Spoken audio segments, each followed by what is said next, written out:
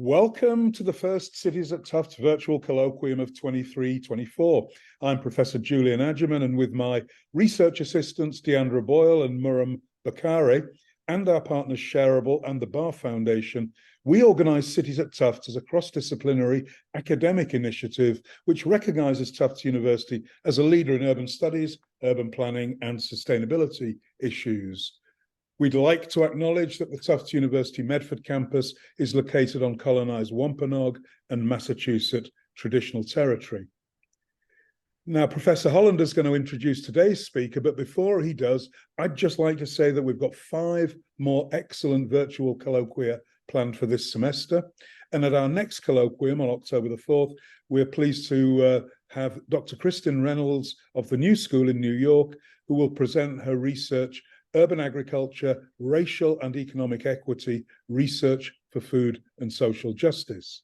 Justin, over to you. Thanks, Julian. And welcome. It's really great to see this big crowd here. We are so happy to host you as part of this first Cities at Tufts lecture. So my name is Justin Hollander. So I teach in the Department of Urban Environmental Policy and Planning. And we are really grateful to the Tufts Arts and Sciences Diversity Fund for making this event possible. The Center for Humanities at Tufts has also contributed, as did the Tufts University Prison Initiative. So really grateful to all of our sponsors. So I am really happy to have the opportunity to introduce Audrey. This is the book that she's going to be talking about, High-Rise Stories, Voices from Chicago Public Housing. Audrey has a long and distinguished record as a writer, a teacher, and an activist. And when I first picked up this book, I said, I want my students to read this book. And a class I taught last year, we did read it. And students loved the book and felt that it wasn't just like well-written, which it is, but it's an important book. And it's an important book, and it brings these voices into our policy and planning conversations that are not always there. So please join me in welcoming Audrey Petty.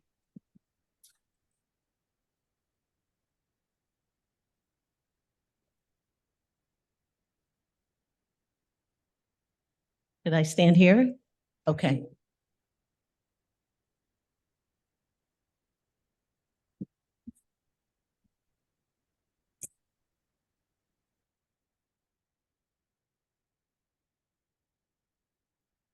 Good afternoon. Thanks for being here, everyone.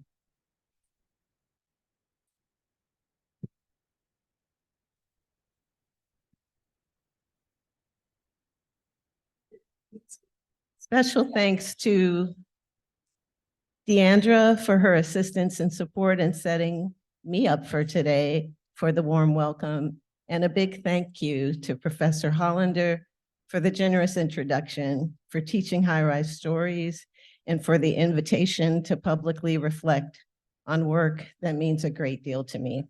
Can you all hear me okay? Okay.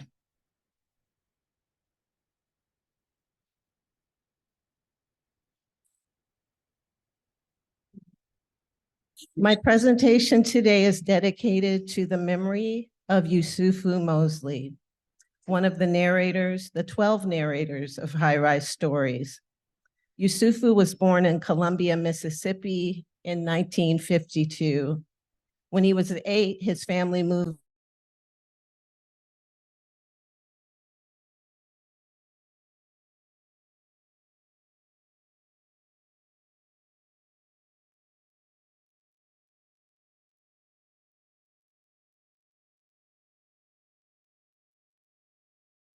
We've lost sound.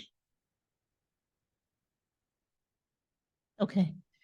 Our initial interview took place in a diner where Yusufu had worked as a teenager, a spot that he picked out, and we became and remained friends up until his passing in 2022. The epigraph for my presentation is by the contemporary poet Jamal May, a poem that resonated with me so powerfully as soon as I read it, reminding me of the process of working on high-rise stories, the deep education it provided me, the unlearning and the learning.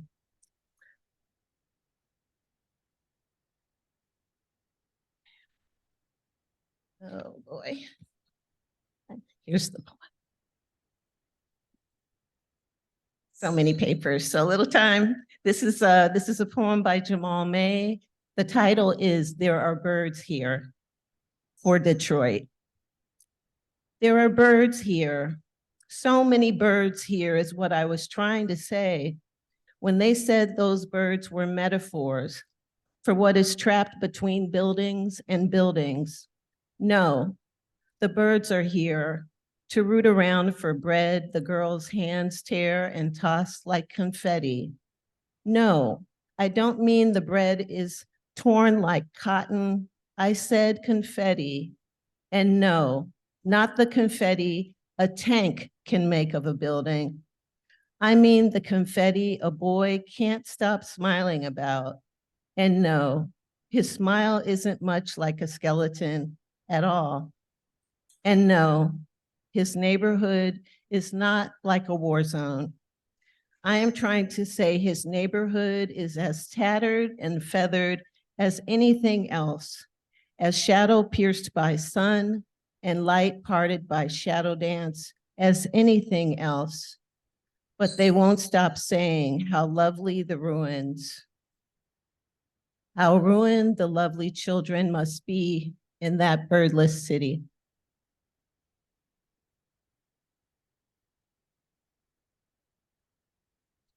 I'd like to continue with an excerpt from my introduction to high-rise stories to provide some history of public housing in Chicago. High-rise stories turned 10 years old this very month, almost to the day. And many of the observations that I made back then about the outcomes of the plan for transformation remain true.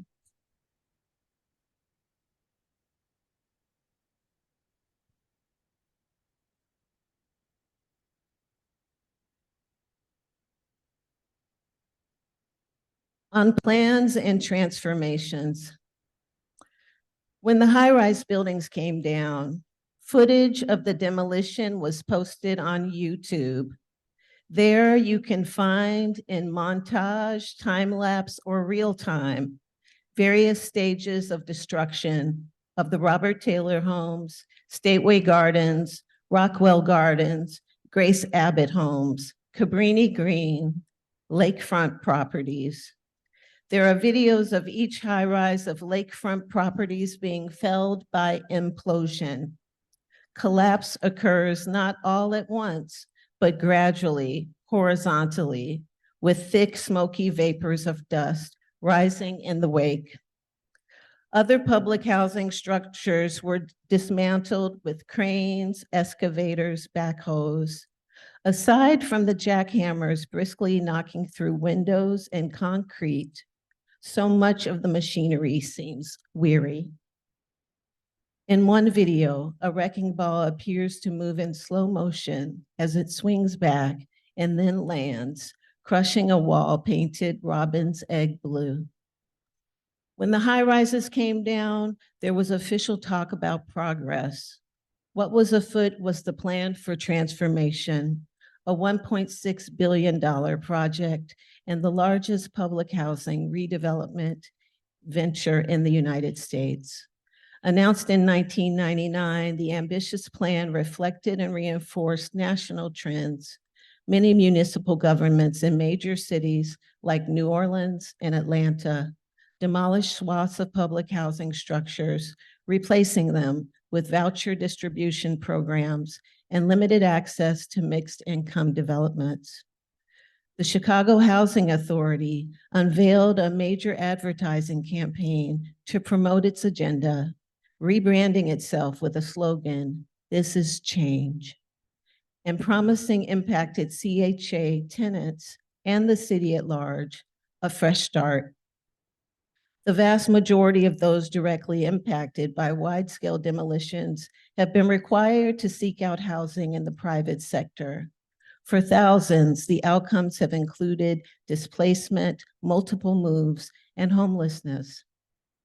In the current economy, the poverty rate is higher than ever in Chicago, as is the need for affordable housing. When the high-rises came down, TV cameras from all over the world were on site.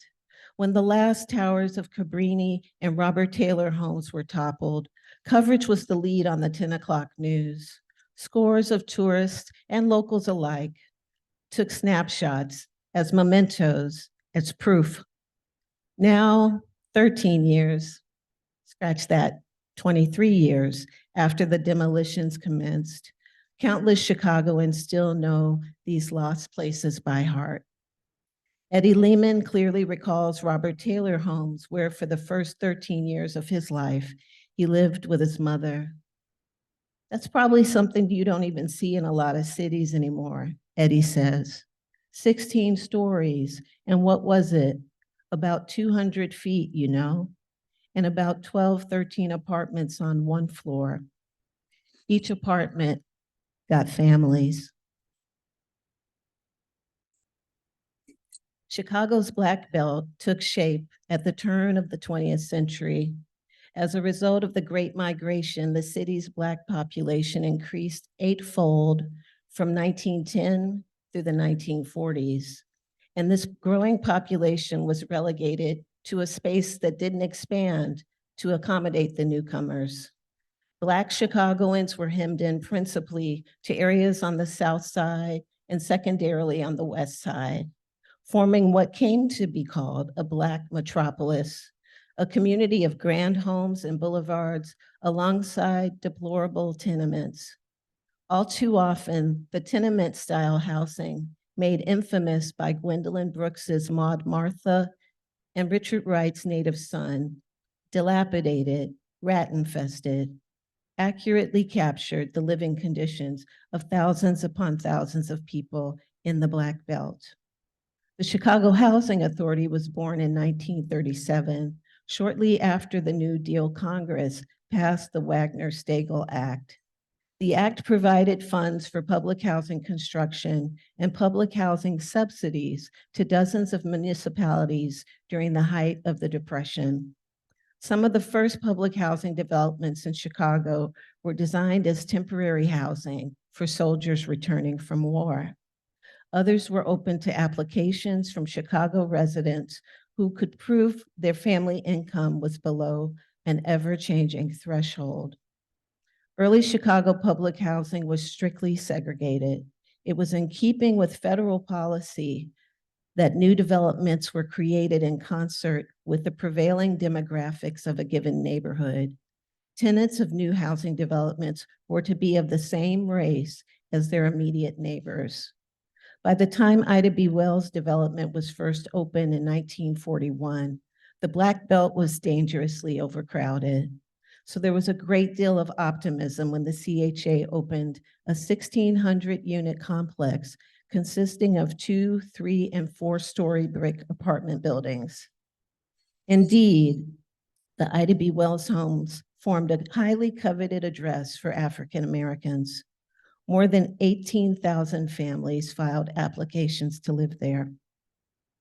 One may not readily think of housing developments as large neighborhoods, but in the case of Chicago, politics and architecture converged to make this so.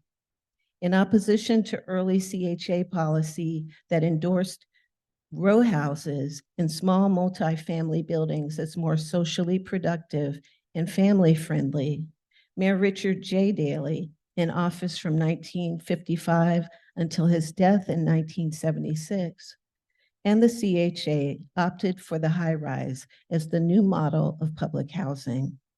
The Chicago public housing development became iconic. The high-rise shouldered by matching high-rises, expanses of grass framing the whole. In 1962, at the groundbreaking for Robert Taylor homes, the mayor addressed the throng under a banner that read, "Good homes building good citizens." This project represents the future of a great city, the mayor said. It represents vision. It represents what all of us feel America should be, and that is a decent home for every family. Robert Taylor homes were named after the CHA's first Black board member, notably a man who resigned in 1950 out of frustration with the city's recalcitrance toward integration of public housing, and comprised 28 16-story buildings slated to house 11,000 people. The Dan Ryan Expressway was erected in 1962 in tandem with the construction of the Robert Taylor homes, effectively keeping white ethnic neighborhoods, including Mayor Daley's own Bridgeport, on one side of the 14-lane expressway and the new public housing on the other. At its peak in 1964, Robert Taylor homes housed 27,000 people, 20,000 of them children. Robert Taylor homes became part of the State Street corridor, with 4 major public housing developments taking up 4 consecutive miles of city in all.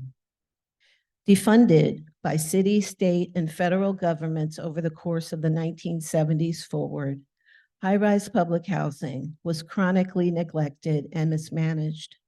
Common physical plant troubles encountered by residents included backed-up incinerators, perpetually broken elevators, and infestations of roaches and vermin.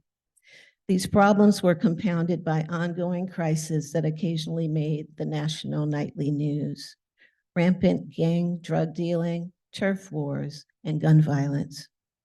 Whereas Richard J. Daley ushered in the revolution in high-rise public housing in Chicago, his son, Richard M. Daley, in office from 1980 to 2010, was at the helm of its, I'm sorry, I think I've got that date wrong about his time in office. I'll correct that. He was at the helm of its systematic dismantling. Summarizing his intentions, Mayor Richard M. Daley would profess his desire to rebuild people's souls.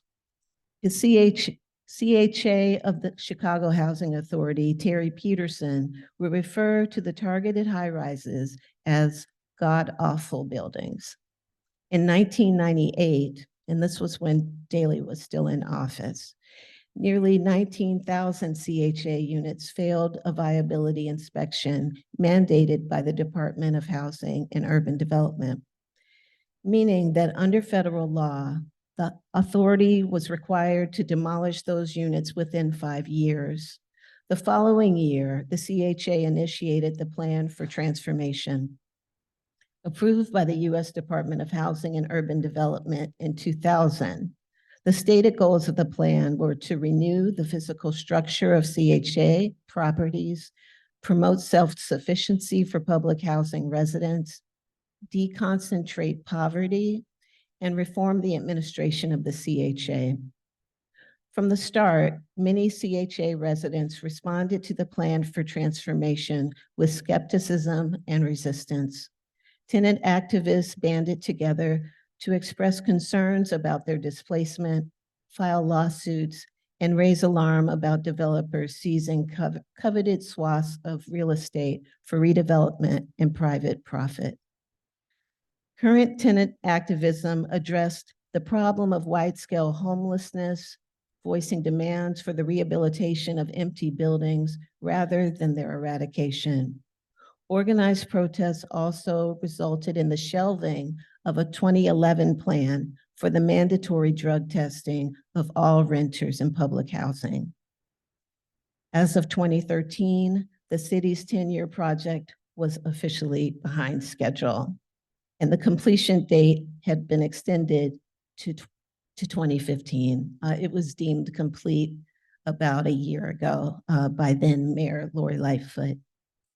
Rebuilding has not kept pace with demolition, and a great number of displaced families found themselves and find themselves in poor and underserved neighborhoods like Roseland, Inglewood, both on the city's south side, using housing vouchers to rent privately owned homes, some even more distressed and dangerous than their former CHA maintained properties. As a result of the plan for transformation, city governments has demolished or rebuilt 25,000 public housing units and simultaneously relocated tens of thousands of people. And nothing is settled. For many outsiders, the disappeared buildings of Chicago public housing are too often considered in purely symbolic terms, with former residents easily categorized as troublemakers or victims. The truths of the matter belie such facile conclusions. The narrators of high-rise stories describe the promise, the failure, and the success of the high-rises. Their homes were once Cabrini Green, Robert Taylor Homes, Stateway Gardens, Abla Homes, Ogden Courts, and Rockwell Gardens. Some expressed their relief at having moved away. Others describe their fear of what comes next. Each and every one expresses the myriad ways they invested in their communities.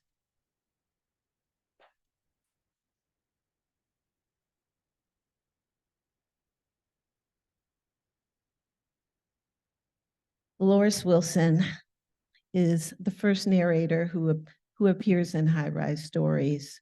The night before we met in early 2011, I drove across town from the house where I grew up in Hyde Park to Cabrini Green on the north side. And I spent a few minutes parked in front of 1230 North Burling, the last tower of Cabrini. There had once been 23 towers at Cabrini Green. Cabrini had once housed over 15,000 people. I looked up at 1230 Burling that night, watching LED lights illuminating intermittently here and there in different units of that final tower. The LED constellation was part of a project initiated by the local artist Jan Tichy, commemorating the impending demolition of Cabrini Green. Teaching artists met with children who lived there, inviting them to write poetry about their homes, their lives. Their poems were recorded, and Tichy designed a light show set to go off in tandem with a marathon live streaming of the young people's verses.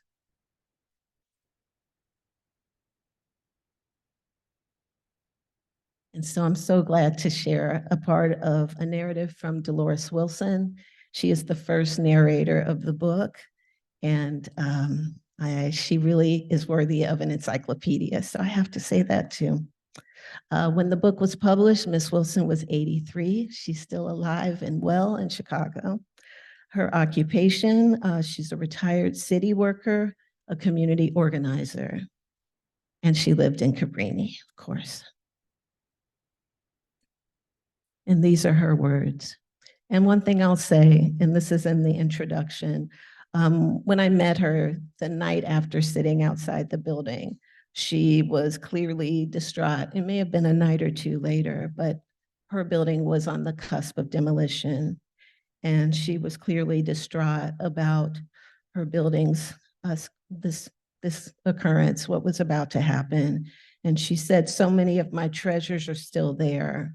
And she went on to catalog some of the valuables, family photos, trophies, clothing, books that she had to leave behind during the hasty relocation process. Miss Wilson, Miss Dolores Wilson. I was born in Chicago in 1929, Cook County Hospital, Ward 32. I think that's the sterile ward. They had 31 and 32. If you're born outside the ward, your baby's unsterile because you could catch anything in the hallway.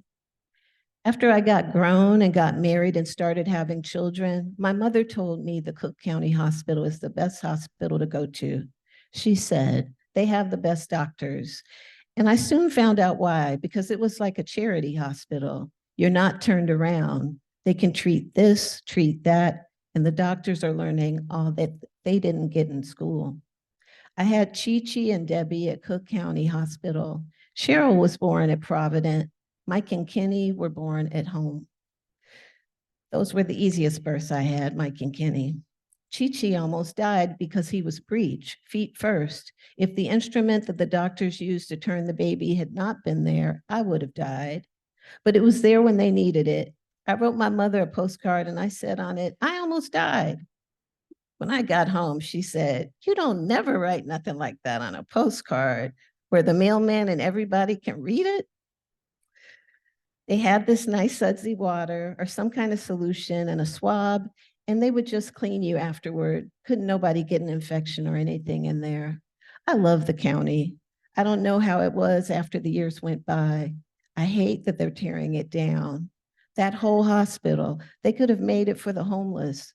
They had everything, toilets, kitchens, everything.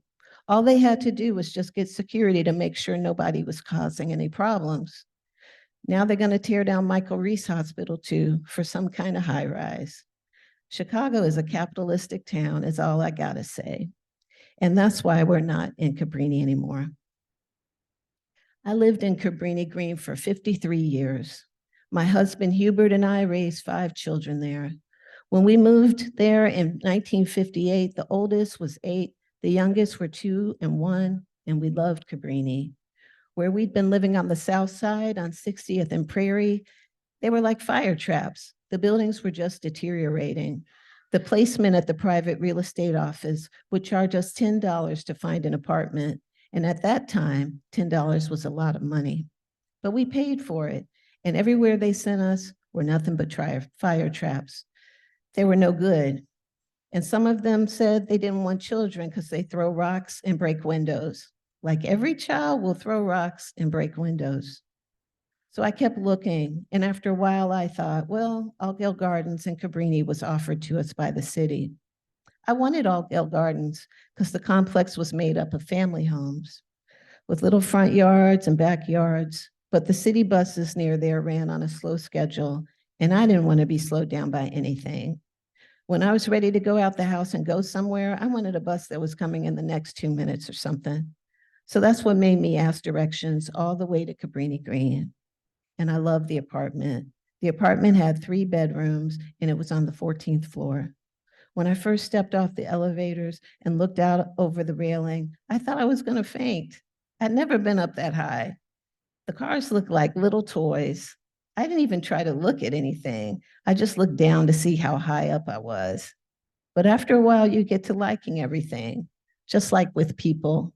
I don't care what neighborhood you're in. I don't care if it's a diverse area or what. After a while, you get to love and know your neighbors and everything and get along. That's the way it was with me in that 14th floor. Me and Martha Williams, who's still my very good girlfriend, we were the first 2 families to move into 1117 Cleveland. She was on the 2nd floor. After they started moving more people in on the floor, you get to have neighbors and all. And in the back of my mind, I'm wondering, how is this ever going to be? And I was thinking, I don't want to be up here fighting nobody telling me that they smell garlic. I'm using that as an example because we did have Puerto Rican neighbors like the Montanas who cooked a lot of garlic. I can't stand the smell of a lot of garlic. It makes me sick. But they were wonderful people. And even though they were young, my children always wanted to go to church with the Montanas. I was so happy to know that somebody on the same floor is taking time with my children. And they had about 4 or 5 of their own taking them to church. And they would cry, Mom, I want to go to church with Miss Montanas. I want to go to church with the Montanas. My son Michael was the main one begging to go with them. And I'd be glad. The kids went with them all the time.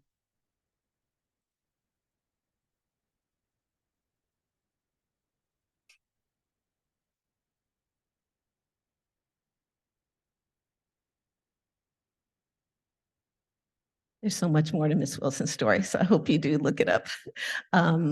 She lived a big life in Cabrini. She worked as a resident organizer. She worked for the water company as her full-time job, but she did a lot of organizing in the neighborhood, a local council that was commissioned to manage buildings there. She was at the helm of that. They received a commendation from Jack Kemp and George Bush, who she liked to call Daddy Bush. And so she did so much there. So that's just a real small piece. As the deadline approached to turn in the manuscript for High-Rise Stories, there were new questions emerging for me and new patterns I was interested in following. In the final week or two of working on final edits, I met one of Mr. Wilson's proteges, and Mr. Wilson started a drum and bugle corps. The chapter goes on to talk about his work as a custodian at Cabrini Green, moving into 1230 North Burleigh, because that was the building that he was cleaning and managing. But he started a drum and bugle corps in the neighborhood called the Corsairs for the local kids. And in the final week or two of working on final edits for High-Rise Stories, I got to meet one of his proteges, and he spoke with passion and precision about his experiences as a member of the Corsairs. And he also told me about the performances that they made across the city and across the state, and that he himself had started a drum and bugle corps at his daughter's school, carrying Mr. Wilson's legacy forward. Working on the book for 2.5 years, Chicago came into sharper relief for me, and Chicago's my hometown. Its layers, its edges, its boundaries. In the same season that High-Rise Stories was released, then Chicago Mayor Rahm Emanuel announced the planned closures of 50 public schools in the city. Learning about this decision, I felt a deep sense of dread. In terms of scale alone, the most closures at any one time in any school system in the nation. It reminded me of the plan for transformation. The closures would disproportionately affect Black and Brown communities. As with the plan for transformation, there were lofty promises that those directly impacted children and their families would ultimately benefit from the closures. Promises that schools would be repurposed with the input and collaboration of local people. As with the plan for transformation, there was little transparency in the processes that ensued, and there was scant follow-up and follow-through by the city to measure and account for what would actually transpire. For the past 10 years, I've continued to pursue lines of inquiry that emerged from High-Rise Stories. As one example, I had the pleasure to meet with Savannah Meeks, a community builder who I'd learned about from Pete Haywood, and he's the 12th narrator in the book. And so I'd like to conclude today by introducing them just a little bit.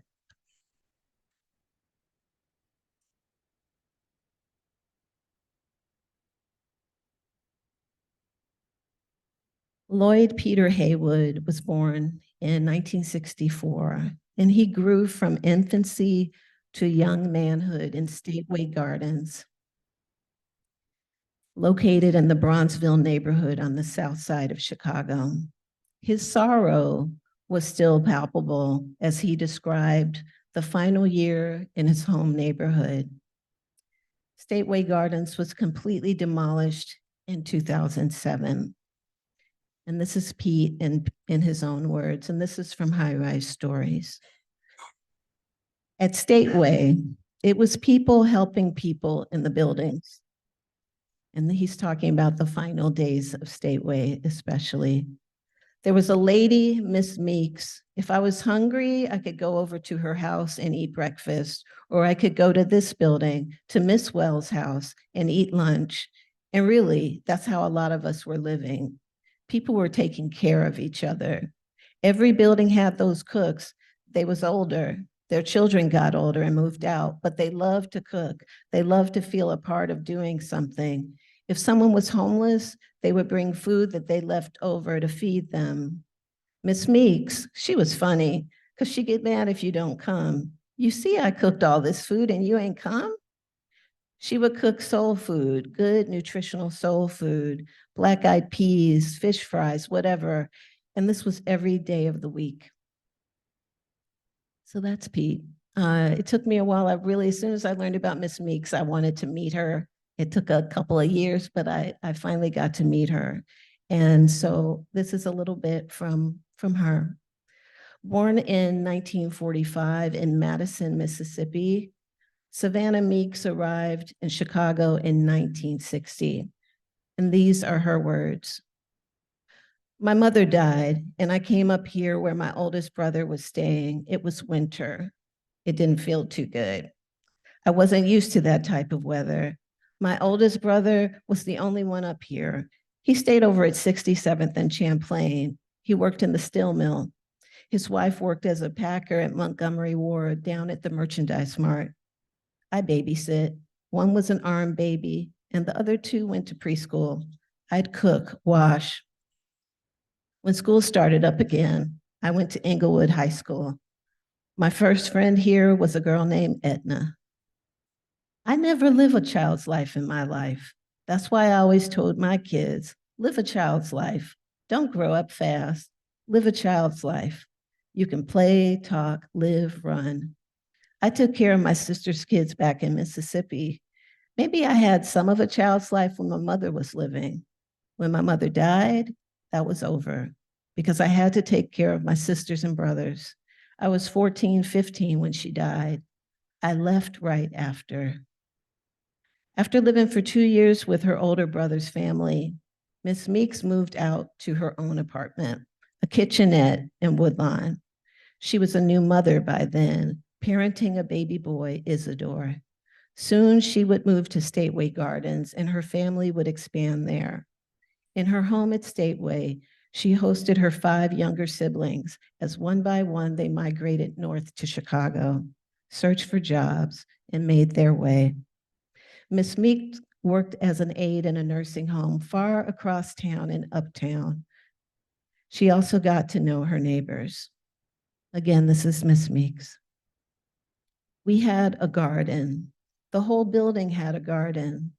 Linda, Agnes, Miss Alice, Miss May, Jean Crawford. There was a lot of us that got together. We grew everything, big collard greens, tomatoes, cabbage, peas. We growed everything that could grow there. We go to bed at night and come down the next morning to find someone had clipped the greens. And we just got so we said we were growing it for the neighborhood. Because when the neighborhood didn't have food for their kids, they ate out that garden. That was a meal to them. Store was over there. Go and get them some salt pork, go and get them some greens and cook for their kids. I enjoyed it. We had a garden and we had a flower yard right in the middle of that field. We had all kinds of flowers. Back then, each community, Robert Taylor, here, 22nd, all of them, we would go against each other. Who got the best garden? Who got the best flowers? We would have a competition. We won first prize. We was good. It was a lot of fun. Stateway was a nice place for me and my kids, to me now. Thank you for listening.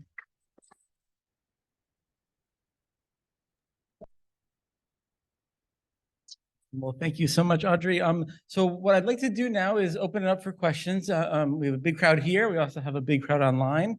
So if you guys can help us monitor the online, and I'll let you. We have questions, comments, anyone?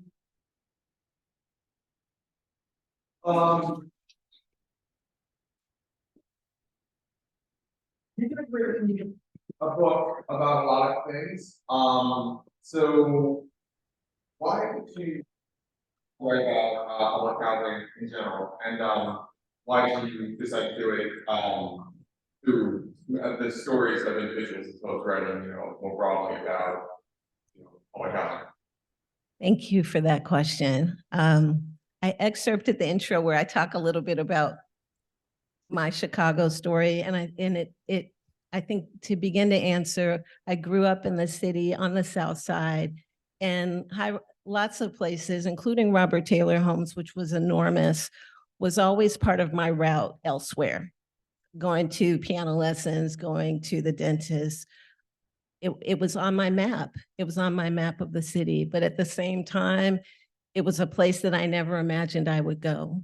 And I never went there.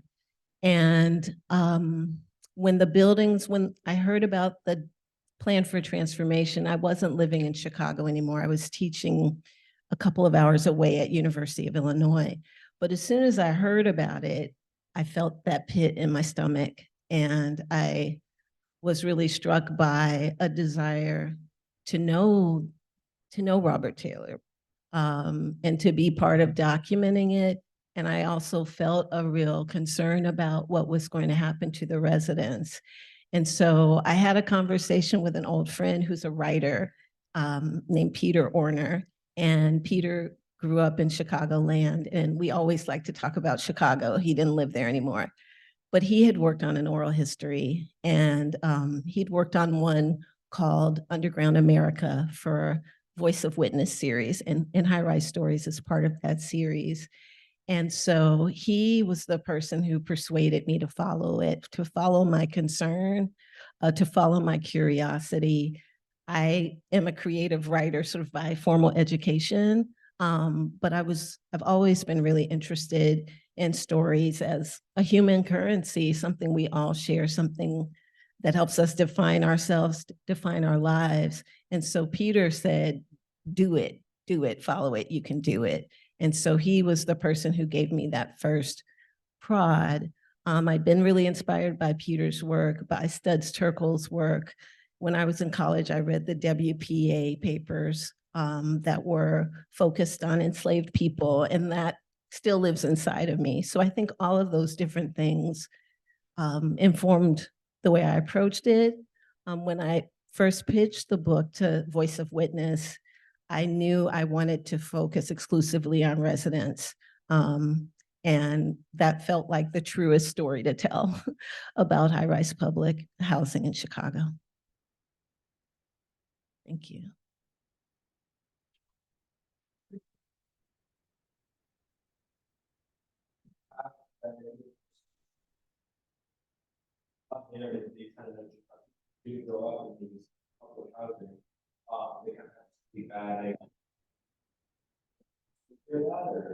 I did. I mean, I think, on my block where I lived, there's a playmate who came and we played together, and he lived in Robert Taylor homes.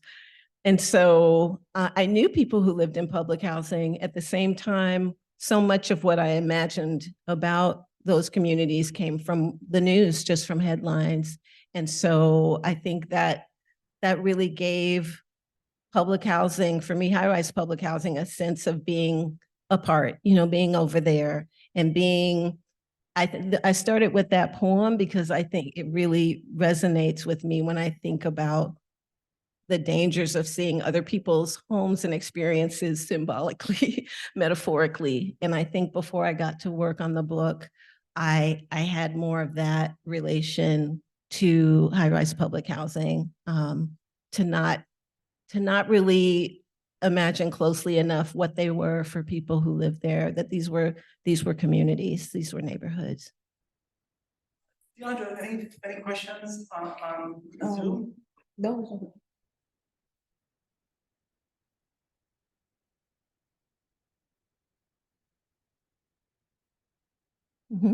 Hi. Love to hear how you think the stories that you collected can inform thinkers and who are ones who made the decision about transformation and things like that. Yeah, I appreciate that question. I think my first answer is to really, as strongly as I can, to advocate for policymakers to partner with local people, to partner with those people that they may think, we are doing this for you.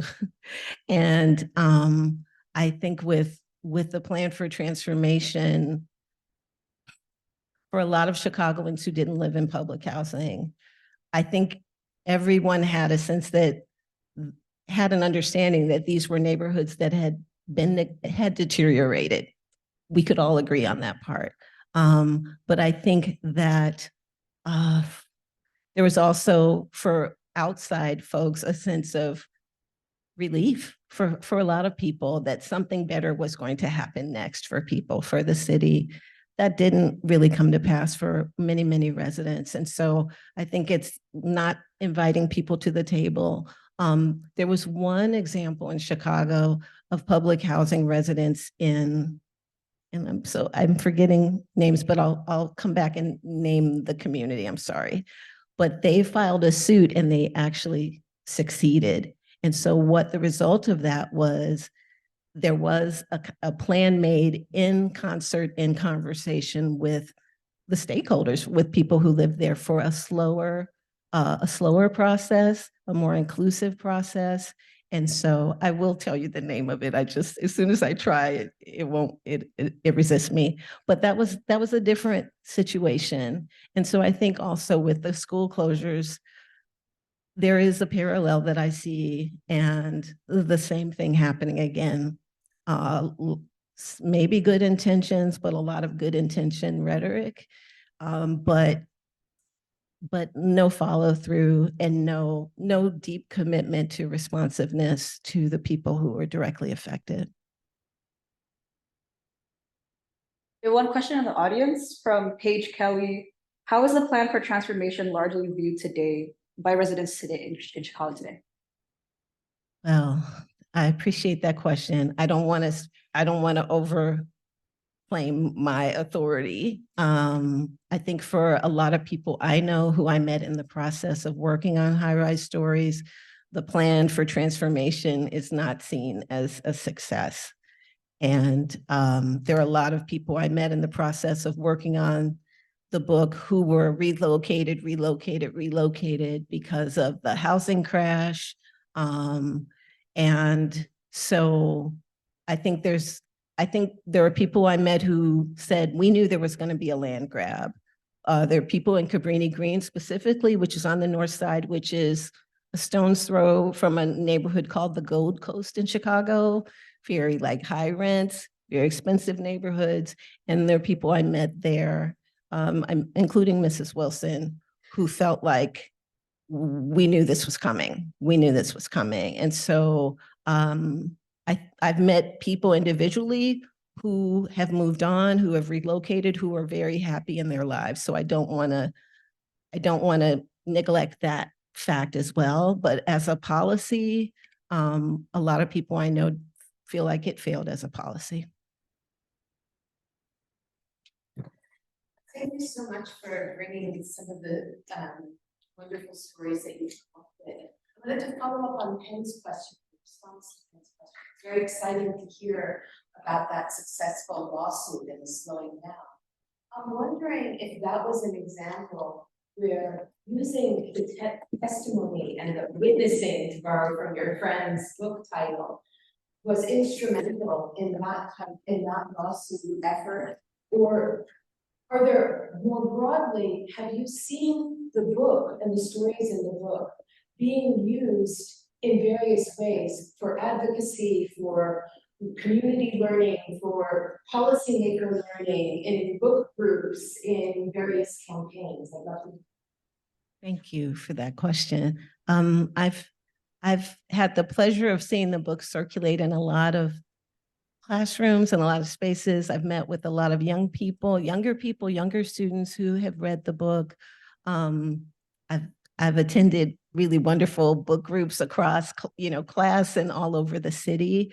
When it comes to policy, I handed the book to Chuy Garcia when he was running for mayor, and he did not win. That's the closest I came to a policy, a person-to-person sort of policy connection. But it really does hearten me to know that the book circulates with people who care, with students who are really thinking more closely about how we do things.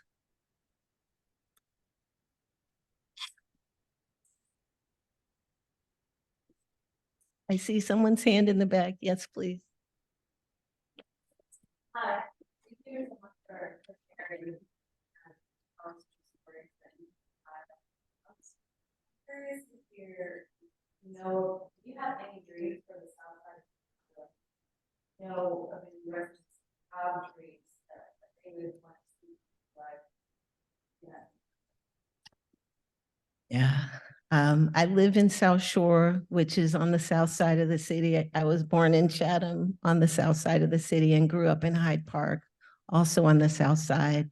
And I think for a lot of neighborhoods on the south side, I will say what is needed is greater investment. And I think I know there's a lot more that I should say, but I think that's a big piece of the answer for me. And so between the plan for transformation and the school closures, my parents came to the city as migrants of the Great Migration. Now in Chicago, lots of Black families have left. They are leaving, they have left. I know a lot of young people, their goal is to leave. And so I think so much of that some of it has to do with the plan for transformation, I believe. Some of it has to do with these school closures, I believe. And I live in South Shore, which is a neighborhood that's right now being impacted by the building of the Obama Center. And there's a lot of displacement happening now. There are a lot of people who rent in the community who are having to leave. There's a sense, I think, among realtors that they're just going to wait. They're going to wait. And so there are things shifting and changing all of the time, but I think it's resources that are most needed to support people in those neighborhoods. So time for one more question from Professor Adjaman. Are we there? Right. Oh, yeah.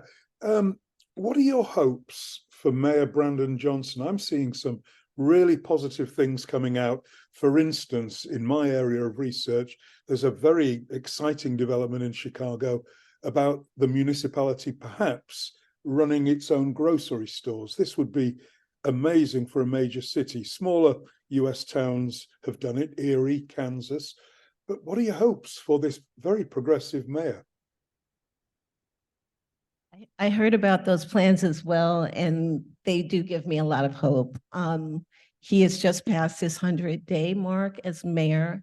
His platform was very, very encouraging, and it included commitments to bringing more resources and supports to the South and West sides, what it was historically and what is historically the Black Belt.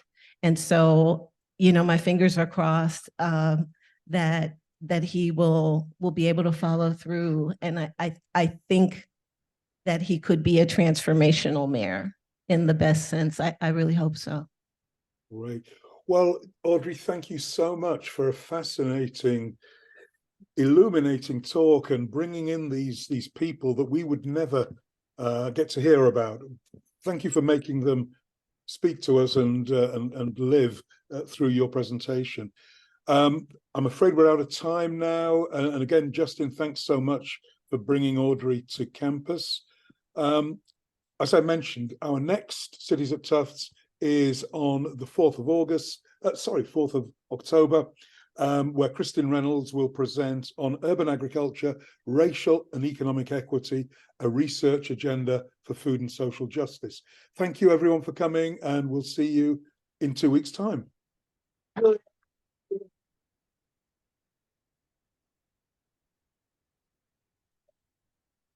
Thank you.